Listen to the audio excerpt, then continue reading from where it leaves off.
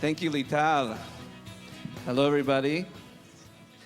Minister Shikli, you did an amazing job, second year in a row with this conference. Yeah, good job. I've been around in the anti-Semitism business for a while, but the content is interesting, and this is going to be even more interesting. How are you guys doing today? It's perfect. It's very good. Okay. So it's interesting, you know, all the speeches that we've heard and panels, everybody's quoting the Lord Rabbi Sachs, who, you know, is no longer with us, but I feel like he's in every single panel here. What starts with the Jews doesn't end with the Jews. So I want to start with those who are not Jewish on the panel. Rooy, in Belgium, there's a very dramatic debate on kosher slaughter, religious slaughter. Your party actually supports a ban. You actually spoke up against it. Can you explain this discussion? Yeah, first of all, I would like to thank everyone. It's an honor for me to be here today. I always feel so at home to be in Israel, and you announced to let the non-Jews speak first, but actually I feel more and more connected not only to Israel, but also to the Jewish people. And I think we're open to accepting anyone. Thank you. Well, you should be critical, right? On who you accept. But listen, I think we need to make a very clear distinction between religions, between practices of religions. And as a secular state, of course, we have a duty to guarantee freedom of religion. But unfortunately, we see, because of Islamization in Belgium, Islamization, the word has not been used that much on this conference, and I want to explain very shortly what it means. It means that Islam, which is actually more a political doctrine than a religious practice, that it starts more and more dominating society. And because Islam doesn't accept freedom of religion, we see that everywhere in the world, in the Middle East, in Africa, we see that in Iran. Especially at this moment, we see a sort of a climax of almost 50 years of Islamic suppression in Iran on the Iranian people. Well, and actually I see that evolution also in Belgium, also in Western Europe, that Islam starts to dominate our societies, and it's bad news for the non-Muslims. So basically your party is against halal, in a sense, because of the extreme Islam that's going on in Belgium. Of course, halal is merely a facet of Sharia law. Okay. And when we allow halal, we actually, per definition, allow Sharia law in our country. And when you speak up against the ban, how are you accepted within your party? Well, I think people are very open to see the difference between Judaism and Islam, between Christianity and Judaism and Islam. I mean, most of the time, politically correct people dictate that these three religions are more or less the same. Right. But nothing could be further from the truth, of course. Okay.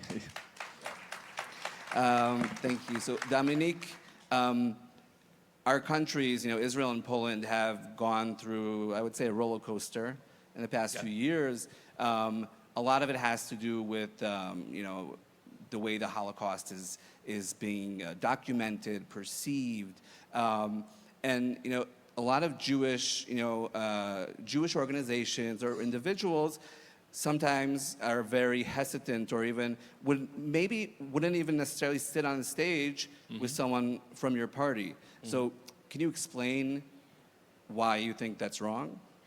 Well, to answer your question, first of all, I'd like to thank you to Mr. Shikli for invitation. A great friend of Poland. Thank you, Minister, because I'm really honored to be here and to discuss it, why our alliance is important and why the future of our relation is even more important. We had this discussion with the Minister, how we have to build our alliance talking about future, to build the future, to secure our safety because of Islamization. What the Hamas leader said in a famous video, they says, we're going to kill Jews and then Christians. So what is our goal? What is the most important, and why I am here as a Polish? Because if we're not going to cooperate, they're going to kill us. It's not about politics. And why our relations has been roller coaster for years? Because the left, mainly leftists in the media, they try to divide us. Because that's in their business. Why only the left, mainly the left, attacked Israel and Poland? Look at the European Parliament. Infamous Qatargate scandal, where Qataris' money bought about 20 MEPs. Vice President of the European Parliament was bought. She was corrupted by Islamists, by Qatar. She was caught with the 2 suitcases of the cash. So, like millions of euros were spent on one person, vice president, and she was the one who attacked Poland about the rule of law.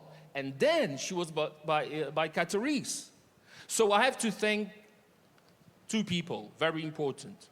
I'd like to say thank you to Stefan Thompson, founder of Visegrad 24, because he was the one to cover it when I revealed Qatargate scandal. Mainstream media didn't want to do it.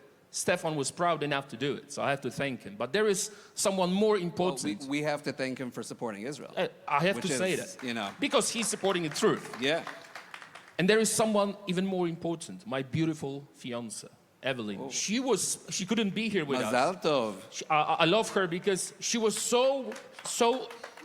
she had so much courage to work on the Qatargate scandal. She was the one to find very specific information about the scandal. And I could do it in a parliament and in the media. That's why it is very important what we heard yesterday from Prime Minister. He says social media. I revealed the whole scandal on my social media, and Stefan supported it. The whole world found out about Qataris buying politicians. You cannot compete with Qatar. I'm very sorry. Even Israel can't do it because they printed money. For them, it's just the paper. You would think there's and enough Israel elders of is not Zion buying who could fund politicians. Why is it only the left? Because, as I said, Eva Kaili, who was arrested, was vice president socialist.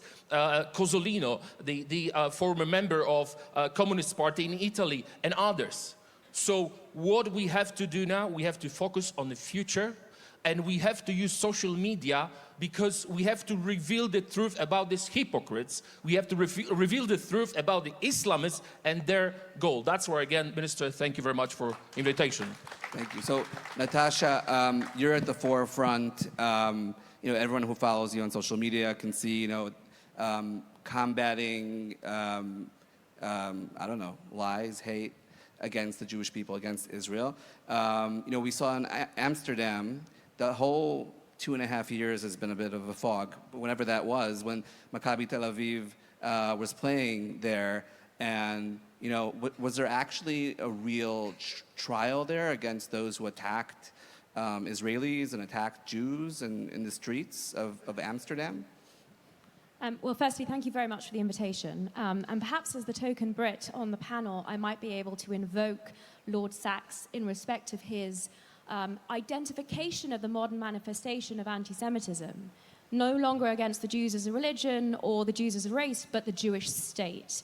And I think that's critical to focus the conversations that we're having of the modern acceptable face of anti-Semitism, anti-Zionism, and of course that was on display in Amsterdam. And what we saw with the Jew hunt that was organized in advance was Israelis being targeted supposedly for what Israel was doing to the Palestinians, but we all know that that is based on the modern blood libels, which are reflective of the ancient blood libels. We had successive reports from the Amsterdam police and the equivalent of the Home Office there that identified exactly what had occurred and who the culprits had been, and that these Israeli Maccabi Tel Aviv fans were in fact the victims of these planned violent assaults. And yet, when we look at the follow-up to that, and the way in which the police in Birmingham decided to ban Maccabi Tel Aviv fans from attending a game there at Aston Villa, we can see these inversions where despite the clear reports from the Amsterdam police as to what had occurred, the Jewish fans were being accused of throwing bystanders into the canals, of targeting Muslims in the area, and of course that was used in order to ensure that for the purposes of this game, the area around the football field in Birmingham was Judenrein, was cleansed of its Jews. That was the motivation, that was the explicit purpose of the local politicians who are advocating this. Now, this panel is about radicalization, and we have seen the effects of radicalization and how it goes hand in glove with anti-Semitism in this modern form, targeting the Jewish state and the Jewish people. And we have seen time and time again calls for governments to take this threat seriously. I recall a study in 2014 commissioned by the Prime Minister of the United Kingdom, then David Cameron, into the Muslim Brotherhood, into the effect of that group in the United Kingdom. I recall even more recently the current Prime Minister, Keir Starmer, calling for the arrest and prosecution of Hamas members in the United Kingdom. This was his quid pro quo for recognizing the non-existent state of Palestine. Did it happen? Neither of those calls or professions by those respective prime ministers have resulted in any effect.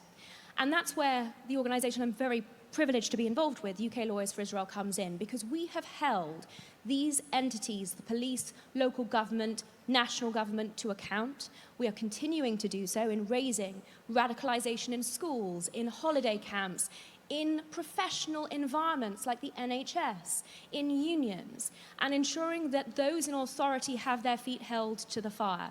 We are privileged to have certain allies, and in fact Nick Timothy, Member of Parliament, who perhaps single-handedly exposed the rot that led to the banning of Maccabi Tel Aviv fans in Birmingham. These are the voices that need to be strengthened in the UK as with the rest of Europe. Natasha, in short, does the UK, do you see a future for Jews in the UK? Or I could even go further if you want. You know, is there a future for the UK as a Western society? I got my answer there. There would have to be some radical shift from the current trajectory. But let me say this, because this conference is somewhat unique in bringing together Jews and non-Jews in a commonality of purpose to fight anti-Semitism. I have many non-Jewish friends in the UK who are equally as concerned with what is happening to Western civilization in the United Kingdom and in Europe as a whole. And they say to me, it's all right for you. You have somewhere to go. What do we do? And that is why this conference is so important in bringing together Jews and non-Jews, in particular Christian allies, in recognizing the effect of this radicalization, of this anti-Semitism, and what it is doing across Europe, and in ensuring that we all stand together to change that trajectory, if at all possible, because while the Jews may have somewhere to go, our allies most certainly do not. Thank you. Eli, I'm a very big fan of your work. And since your profession is artificial intelligence, and nowadays it's like people just use that as every conference, right, focuses on that, whether it does or not. But you would think we're smart enough to find a way to penetrate these algorithms, but we haven't. So can it be done? Is anyone trying to do it? Well, thank you again, Minister Amichai Shikli, for this amazing conference, much needed. Now, when you see the reports from Gaza, you see lots of AI-generated images. Do you know where you don't see any AI-generated images? From the massacre in Iran. Iran. Because that was a real massacre. Mm-hmm. Now, we're talking here about anti-Semitism, hatred of the Jews. If you want to understand anti-Semitism, again, look at Iran. In one night, under Khamenei's personal order, they killed 30 or probably 40,000 people. Wow. You see people, rows and rows of bodies with shots to their foreheads, with ECG patches on them, with IV lines, with breathing tubes. Did the doctors put those after they got shot in the forehead, or vice versa? And then crickets in the rest of the world. BBC, CNN, nothing. Nobel laureate Barack Hussein Obama, nothing. The other day, Antonio Guterres. The squad also. The other day, Antonio very silent Guterres, suddenly. I saw that again, his Twitter profile is again full of shitposting on Israel. So I just said, well, did he say anything about Iran? I entered his profile and searched for Iran. The last thing this terrorism supporter said about Iran was in June 2025. And the post says, while the world is looking at the Iran-Israel war, that's the Iran keyword, we should not forget about the Palestinians suffering in Gaza. Wow. Okay. Nobody cares about the massacre in Iran. No Jews, no news. That's what the world cares about. Wow. And my only recommendation to my Iranian friends is that if you want the rest of the world to care about your massacre, either identify as Palestinians or spread the rumor that Khamenei is Jewish. That's the only way for all international institutes, UN, ICC, EU, to care about your massacre. Let's do it. Okay. I don't know. David, you pretty much, coined the term, focusing on the woke. And I'm wondering, what your thoughts are on what is called the woke right, which is a growing phenomenon, or at least it's very loud, right? Numbers it's debatable. Yeah, I think the woke right is a real concern. I'm glad that James Lindsay's with us and has talked a lot about that. And we're seeing anti-Semitism come from different directions, and it's very disconcerting. We've talked a little bit about the influence of Qatar and Muslim Brotherhood on our discourse. We've talked about the woke left and the oppressor-oppressed narrative that is spread in our institutions. And now we have this other force on the right. What I don't think we've really given enough thought to, and if we don't think about it carefully and clearly, we're not going to know what the proper strategy is what I call institutional capture. In other words, we have been outflanked, outsmarted, and outorganized by a bunch of left-wing ideologues who have insinuated themselves in our institutions, in our teachers' unions, in school boards, in NGOs and the like. And while we were sleeping, while we were fighting another fight, we were fighting to protect the U.S. relationship with Israel and Congress and the like, and we spent a lot of time and capital on all that, and we allowed upstream from that these really extreme forces, the kind of people who celebrated what happened on October 7th. They are now in our institutions. And when we understand that they have a monopoly very often in these places, then we have to understand what our options are. The tools that we have in our toolbox, like deaf diplomacy, like education, which are at the core of how we think and what we do, are not going to rise to the occasion in this environment. We're going to have to understand that we either need to strengthen our place in these institutions, wherever it is, strengthen our place, or we need to weaken the institutions themselves, one or the other or both.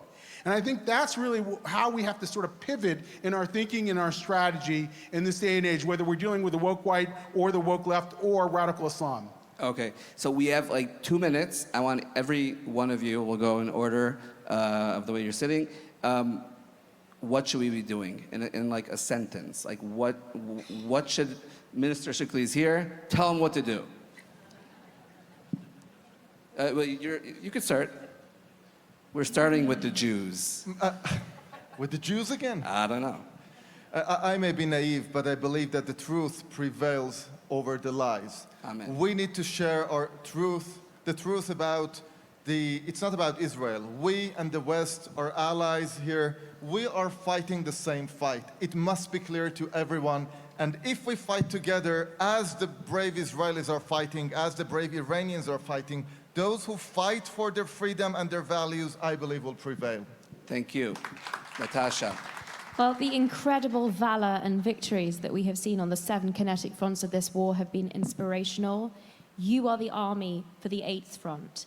And I would ask the minister to continue his work in building up that army and arming them, giving them the ammunition, which is the truth. I also, naive as it may be, believe the truth will out. The truth, the law, the facts, And the moral high ground are all on the side of the Jewish state and the Jewish people.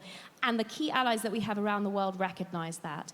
Ultimately, once people realize they have been lied to, and once they realize they are next, I anticipate the messages that we have been discussing throughout this conference will be a lot better able to get through, and that's going to be the critical point. Thank you, Dominik. Thank you.